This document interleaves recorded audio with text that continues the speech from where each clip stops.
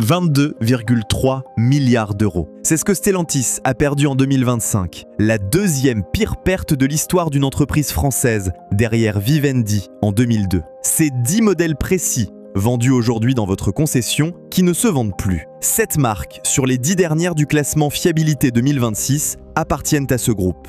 Et le directeur de Stellantis France a dit lui-même, en janvier, 2 mots qui résument tout. On a été ambitieux.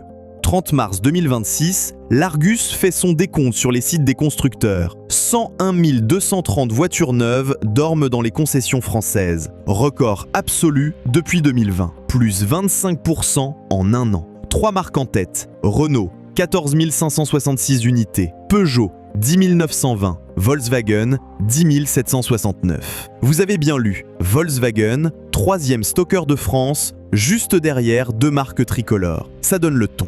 On commence. Numéro 10, DS4. Vous connaissez la marque, on vous a vendu le luxe à la française. Carrosserie premium, chevron stylé, tarif allemand. La réalité, la marque DS a chuté de 27% dans le monde en 2024. Elle est tombée à 0,90% de part de marché en France au premier trimestre 2025. Un dixième.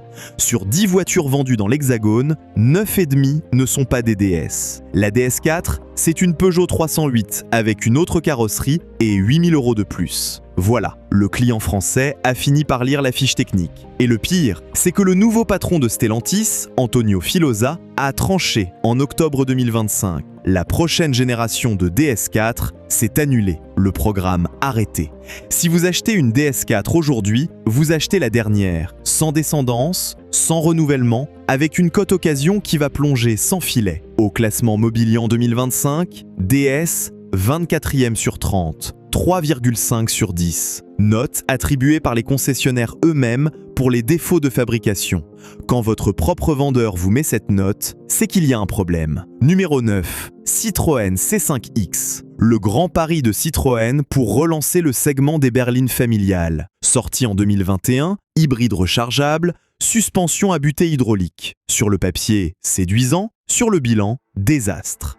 Citroën dans le classement Mobilian 2025, 28e sur 30, 2,93 sur 10. La marque est tombée de 12% en un an. Et la C5X cumule les handicaps. Prix d'attaque au-dessus de 35 000 €, motorisation hybride rechargeable dont le segment s'est effondré de 49% en un an parce que le malus au poids l'a tué, et un design que personne n'a su digérer. Stock Citroën bien rempli, et la C5X qu'on liquide en LLD a des tarifs qui n'ont aucun rapport avec son tarif catalogue. Allez voir la cote occasion d'une C5X de 2022, vous allez comprendre. Ceux qui ont signé en neuf à 45 000 € regardent aujourd'hui leur véhicule plonger sur le marché secondaire, dans une catégorie où les hybrides rechargeables d'occasion souffrent particulièrement depuis le malus au poids. C'est sourcé, c'est documenté, et personne n'a prévenu l'acheteur. Numéro 8. Peugeot 408. Là, le constat est sec. Lancé fin 2022 avec une promesse marketing énorme. 4 ans plus tard, le bilan, moins de 20 000 exemplaires écoulés en France. Sur l'année 2024, 5 184 immatriculations, moins 32%. Le modèle est passé de la 55e à la 81e place du marché français. En 2025, 4 647 ventes. Au premier trimestre 2026, 1352 unités, dont seulement 150 versions électriques. C'est tellement bas que la version 100% électrique de la 408, supposée la sauver, n'a quasiment trouvé personne. Pourquoi ? Parce que le client a regardé le tarif. 38 500 € en hybride léger, 49 700 € en haut de gamme, pour une carrosserie fastback que ses concurrents thermiques font à 30 000 €. La 408 a été conçue à l'époque où Stellantis pratiquait le pricing power de Tavares. Vendre moins, vendre plus cher. Vous voyez le résultat aujourd'hui. Numéro 7. Volkswagen ID3. On va casser une idée reçue. Vous croyez peut-être que, parce que c'est allemand, c'est solide ? Volkswagen, 18e du classement Mobilians, 5,17 sur 10, sous la moyenne, en recul de 7% sur un an. La marque allemande est devenue une marque comme les autres, sauf qu'elle n'a pas baissé ses prix au rythme du marché. Et l'ID3, c'est l'icône du raté. 10 769 unités en stock chez Volkswagen France au mars 2026. Pour la sortir des concessions, le constructeur a dû casser les prix, remise de 5 000 € direct, plus la prime EDF de 4 600 €, soit près de 10 000 € de coup de massue sur le tarif catalogue. Les électriques d'occasion dans la catégorie de l'ID3 affichent entre 35 et 50% de décote en 3 ans, selon les chiffres de la centrale. Sur 2025 seul, les voitures électriques d'occasion ont perdu 19,4% de prix en un an. Vous achetez aujourd'hui, demain vous regardez la cote, vous serrez les dents. Et puis il y a le détail qui tue. Une ID3 électrique, en 2026, c'est un véhicule qui se fait doubler techniquement par les nouvelles générations. La nouvelle ID3 Neo arrive cette année avec une autonomie quasiment doublée. Si vous achetez l'ancienne aujourd'hui, vous achetez un téléphone portable qui sera obsolète dans 18 mois. Numéro 6. Tesla Model 3. Oui, Tesla. Tesla en France, novembre 2025, 1593 immatriculations, moins 58% en un an. Sur l'ensemble de l'année 2025, la part de marché européenne de Tesla est tombée de 2,1% à 1,1%, divisé par 2. Tesla, qui dominait l'électrique premium il y a 3 ans, est aujourd'hui une marque dépassée. Pourquoi ? 3 raisons. D'abord, l'image d'Elon Musk. 23% des annulations de commandes sont liées directement à ses prises de position politiques, selon les études BVA. Ensuite, la concurrence chinoise est arrivée. BYD, MG, Xpeng. Même performance, prix inférieur, garantie plus longue. Enfin, la gamme Tesla a vieilli sans renouvellement réel. La Model 3 actuelle est techniquement la même qu'il y a 4 ans avec un facelift. Si vous achetez une Model 3 neuve aujourd'hui, vous achetez un véhicule dont la valeur sur le marché européen s'effondre de mois en mois. Tesla a livré 41 677 voitures dans l'UE entre janvier et avril 2025. Un an avant, 77 314. Le marché vous dit ce qu'il pense. Avant de continuer, un mot pratique. Sur tout ce qu'on est en train de voir, j'ai compilé un guide complet, mis à jour pour 2026, qui vous donne les marques et les moteurs à fuir et ceux à privilégier, avec les explications mécaniques qui vont avec. C'est sur heurdelauto.com dans la boutique. C'est ma synthèse de tout ce que j'ai vu passer sous mes ponts depuis 30 ans et de tous les rappels documentés des 3 dernières années. On continue. Numéro 5. La voici. Renault Mégane E-Tech électrique. Là, il faut s'asseoir. La Mégane E-Tech a été lancée en 2022 à 35 200 € en version 130 chevaux EV40.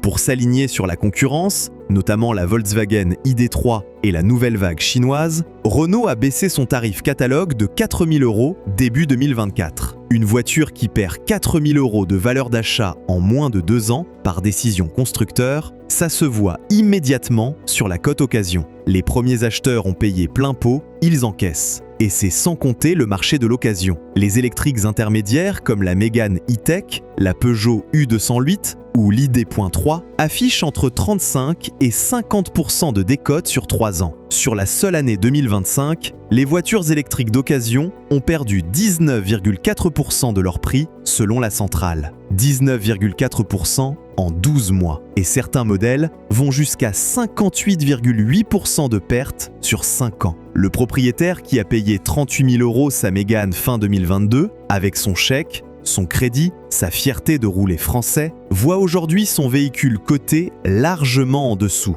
Et pendant que vous achetez peut-être encore la Mégane E-Tech aujourd'hui en concession, le mécanisme se répète. Renault perd 10% au classement Mobilian 2025. La marque est passée de 6,88 à 6,14 sur 10. Renault qui montait bien, qui faisait 7 sur 10, retombe sous la moyenne. Et la Mégane E-Tech traîne ce boulet. Numéro 4. Lancia Y. Stellantis a relancé Lancia en 2024 avec un grand spectacle. Marque historique italienne, retour en France après 10 ans d'absence, 14 concessions en 2024, puis 25 prévues en 2025. Bilan, Lancia a chuté de 64% en Europe en 2025. La marque historique a écoulé 11 754 voitures sur l'année entière, dont 571 Y en France sur les 9 premiers mois de 2025. 571 voitures sur 9 mois pour 14 concessions. Faites le calcul vous-même.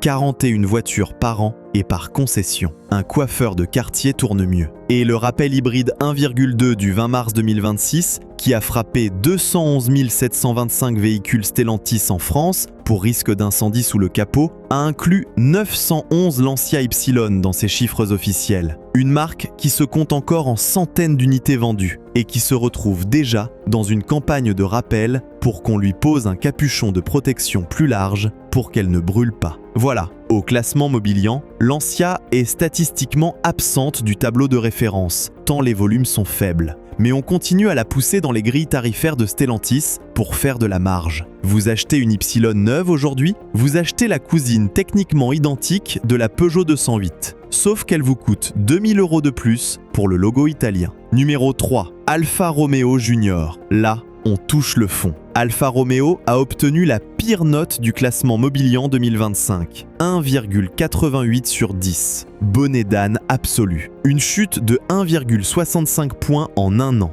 soit 47% de dégradation en 12 mois. C'est inédit dans l'histoire récente du classement. Quand vos propres distributeurs vous mettent moins de 2 sur 10, ce n'est plus un avis, c'est un cri d'alarme. La Junior, c'est la fausse italianité dans toute sa splendeur. Plateforme issue du Jeep Avenger, moteur 1,2 hybride 48 volts Stellantis, finition tirée du même catalogue que les Peugeot 208 et les Lancia Ypsilon, les acheteurs ont fini par regarder sous le capot. Et le rappel hybride 1,2 de mars 2026 a recensé 4491 Alfa Romeo Junior concernés en France sur le risque d'incendie. La voiture qui devait incarner le retour en force d'Alfa Romeo se retrouve dans une campagne de rappel d'urgence quelques mois après son lancement. À côté, la Giulia et le Stelvio sont en bout de course. Filosa lui-même a annoncé en octobre 2025 qu'aucun investissement majeur n'était prévu sur ces modèles avant 2027 minimum. Vous achetez du sursis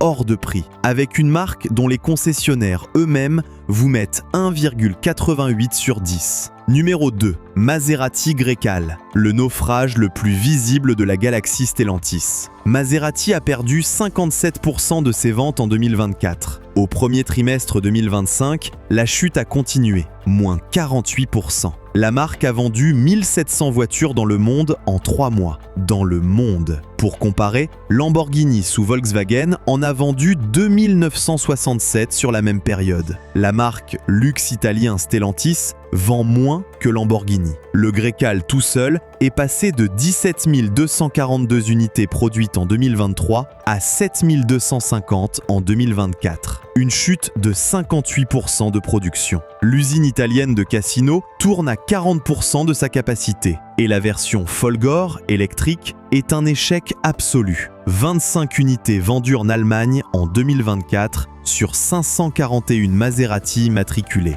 25 voitures. Maserati a perdu 139 millions d'euros au premier semestre 2025. Marge opérationnelle, moins 37%. Dans le luxe est censé être l'activité la plus rentable. Stellantis transforme le luxe en hémorragie. Si vous achetez un Grecale neuf aujourd'hui à 90 000 €, voire 100 000 € selon la finition, sachez que la cote de revente sera massacrée. Le marché vous dit déjà que cette voiture ne vaut pas son prix. Numéro 1, DS7 Crossback. J'ai gardé pour la fin la plus emblématique, la DS7 Crossback, le navire amiral historique de DS Automobile, le modèle qui devait incarner le luxe à la française. En 2024, DS Automobile France, 18 024 immatriculations totales, toutes les DS confondues. Les Allemands Premium font 3 à 4 fois plus avec une seule de leur gamme. Et en 2025, DS recule encore de 21,6% en France sur les 9 premiers mois. La marque a une part de marché de 0,90%. La nouvelle DS numéro 7, programmée pour le printemps 2026, sera, selon l'Argus, la dernière nouveauté de DS Automobile avant un long moment. Stellantis a annulé en octobre 2025 les programmes des futurs DS numéro 3 et DS numéro 4. Filosa a tranché, on concentre les investissements sur les États-Unis. 13 milliards de dollars, pas sur DS. Vous achetez aujourd'hui une DS7 Crossback, vous achetez la voiture d'une marque que Stellantis n'a même pas le courage de tuer officiellement, parce que la fierté française pèse encore. Mais commercialement, la trajectoire est claire. Au classement Mobilian, 24e sur 30. Note 3,5 sur 10. Et le réseau DS, lui, est en rentabilité négative selon les patrons de concession interrogés par le journal Auto en mars 2025. Un véhicule sans renouvellement de gamme inférieure, sans succession claire, sur une marque que le groupe a déjà commencé à vider de ses programmes futurs. Voilà, vous avez la liste complète. 10 modèles, ce que vous devez retenir. 7 de ces 10 modèles appartiennent à un seul groupe,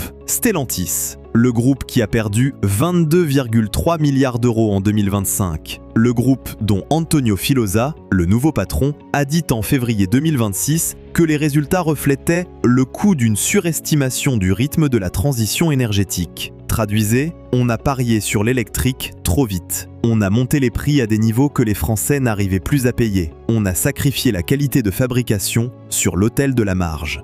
L'industrie automobile française et européenne traverse une crise qu'elle n'a pas vue depuis 40 ans. Le marché français est tombé au niveau des années 1990. Xavier Duchemin, le directeur de Stellantis France, l'a dit lui-même fin janvier. Le constructeur a fermé un point de vente sur 5 depuis 2021. Aujourd'hui, il rouvre, mais aux concessionnaires, il a négocié des aides allant jusqu'à 4 000 € par voiture pour qu'ils acceptent de continuer à vendre. Ce n'est plus de l'industrie automobile, c'est de la liquidation organisée. Et pendant ce temps, Suzuki et Toyota dominent le classement mobilier en 2025, 8,50 et 8,33 sur 10. Suzuki vient d'étendre sa garantie à 10 ans ou 200 000 km. Honda a augmenté ses livraisons en France de 18,5% en 2025. Les Japonais, toujours les Japonais, comme si rien ne changeait. Si votre voisin signe demain pour une de ces 10 voitures, sachez qu'il vient de souscrire la pire dépréciation du marché 2026.